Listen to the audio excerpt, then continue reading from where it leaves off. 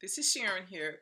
Welcome to my channel. I'm here to review the Real Housewives of Atlanta, Season 9, Episode 10. So stick around. Okay, this is very, very pleasant.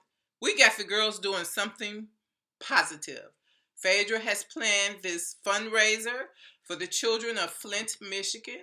If you need a little background, Flint, Michigan had this water that was tainted heavily with lead, and no one knew it for a long time. So now, they got a hold of it. Phaedra knew that the children were getting sick. That was part of finding out what was wrong. It was the water. And she wanted to do something for the children.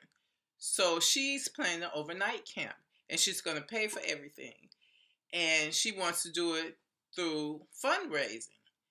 And it really would be she plans a pop-up shop, and she's going to ask her girls to bring their whatever it is that they sell or they would like to sell and donate part of the proceeds for the children of Flint.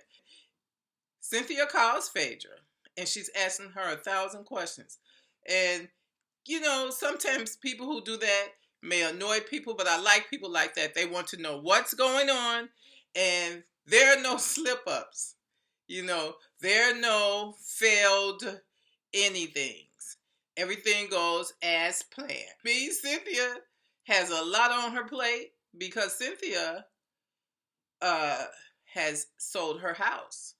So she has to move also. Next, we have Sheree. Sheree is shopping for wall coverings.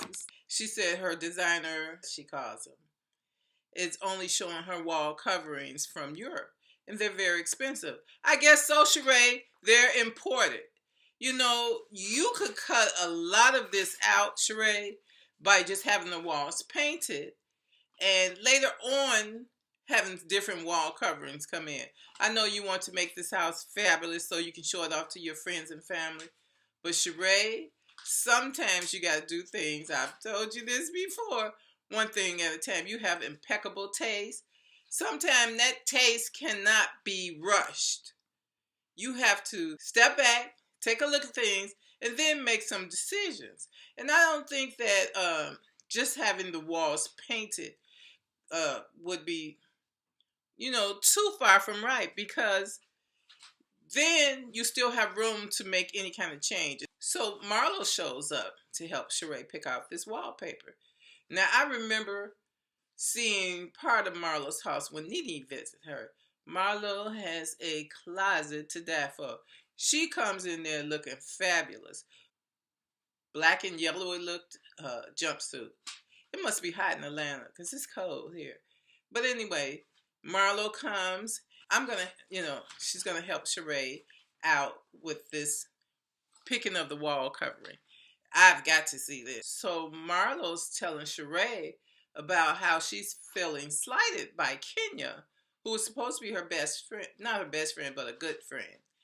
And she says that she didn't invite her to a birthday party. She totally shaded her on that. And then she didn't invite her to the housewarming.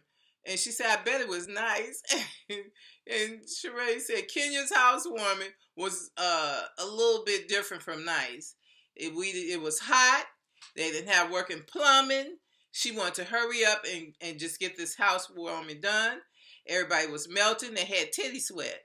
So I think Marla was probably a little happy to hear that since she shaded her. Okay, so your housewarming didn't go so well.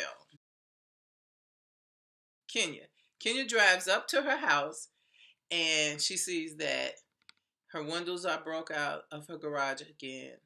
Her cameras are spray painted black, and her car has a busted windshield. Girl, you mean to tell me that Rent-A-Boyfriend Matt came and did his job? He followed the script? He's supposed to be this guy so in love with you, he's acting the fool. If that's not true, then you need to leave this fool alone. Okay?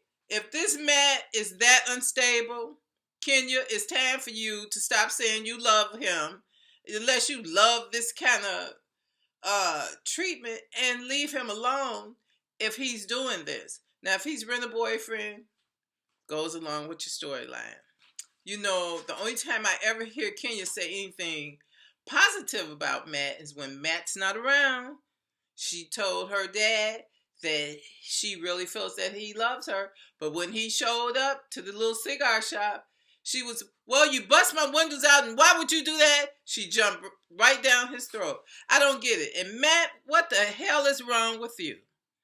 What do you want with this, even this storyline? Why do you want to be seen like that?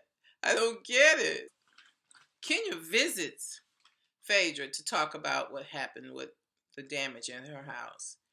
And Phaedra's kind of like pushing Kenya, leave this fool alone. What is wrong with you, girl?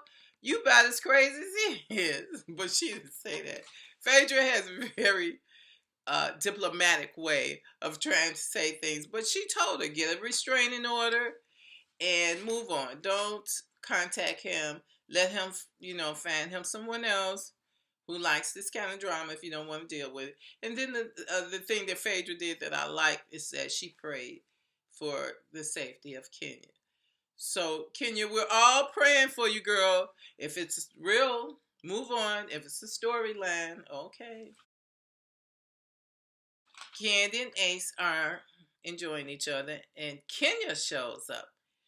Kenya comes in, and, she starts the general talk. And then you remember when she was on the phone telling Candy about what Matt destroyed at her house. Candy said, if you need a place, Kenya, you're welcome to come here. So I guess Candy was not so expected to see Kenya that soon. She said, so which one of these are my bedroom? Candy turned around, her ass got big. She like, girl, what? Said, what now? Oh, okay. And she's like, girl, I was just wondering which one of them has a private bath. Candy got all stuttered and choked up. And she said, well, if you really need a place to stay. And then Cynthia rang the doorbell. So now Cynthia's inside and she's telling Candy about how she sold her house, but she's not sure that she's going to get the lake house, which I love. I love that house. I love it, Cynthia, but I wouldn't pay $300,000 more than it's worth either. No wonder they accepted it so quick.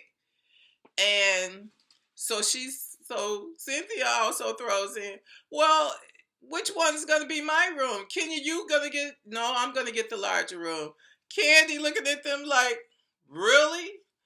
You ain't getting no room here. So you ladies have money. Take your little homeless asses, and you're not homeless, Kenya. You just need some work done on your house and stop messing around with a fool who's costing you money. But how was Matt getting down? I thought she had a gate. Getting down there in the car. Maybe he's jumping the fence. I don't know, but I'm glad that it's a problem I don't have. So we're at the pop-up shop. Everybody's arriving there. And I'm going to tell you what makes this different from not planning, doing a full plan.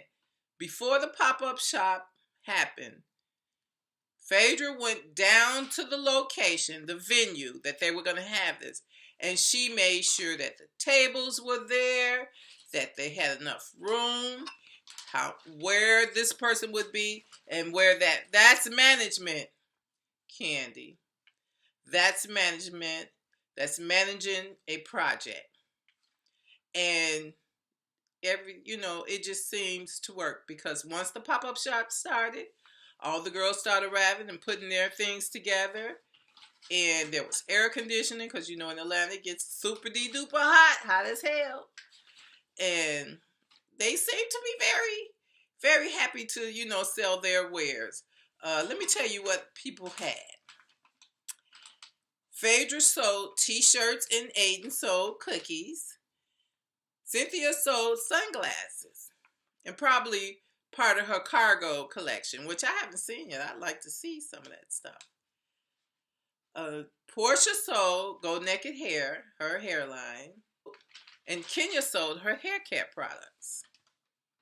Sheree sold Who Gonna Check Me Boo t-shirts. So the pop-up shop is on and popping. And Marlo shows up. Now, when Sheree and Marlo became best friends, I don't know. This was a surprise to me because she came as Sheree's assistant to sell those Who Gonna Check Me Boo t-shirts, which still, Sheree, you could have filled the table up with other things. It looks like you had the t-shirts in black and you had them in white, and that was it. But you know what? You did you, and you sold, and you donated. When Kenya saw Marlo there, she came over to the table and she greeted Marlo, and she said, "Come here, let me talk to you." So she's apologizing for not inviting Marlo, who was supposed to be her friend, to her birthday party and her housewarming. And Marlo said, "Don't come over here with that phony mess. I don't care about your housewarming and party. You didn't care about, our friendship. So I really don't want to hear it." And Kenya's still trying to explain. Marlo said, "You know what? You can go somewhere with that." Marlo walks off and leaves her. And I don't blame her. If you didn't think about our friendship then, don't now. Move on. Kenya, you're losing friends left and right. Is that Matt rubbing off on you? That craziness? Kenya makes this comment that, well, there are no old white men on my line. Let me get back to my business. Kenya, you don't have no men on your line. You got a cuckoo pop. What are you talking about? Phaedra raised $7,541.85. And she's going to donate the rest to make it a clean $10,000. Yay! The girls did something positive together for once. I really enjoyed this doggone episode. I wish it still has the drama, to keep you popping. And it had them getting together and doing something positive.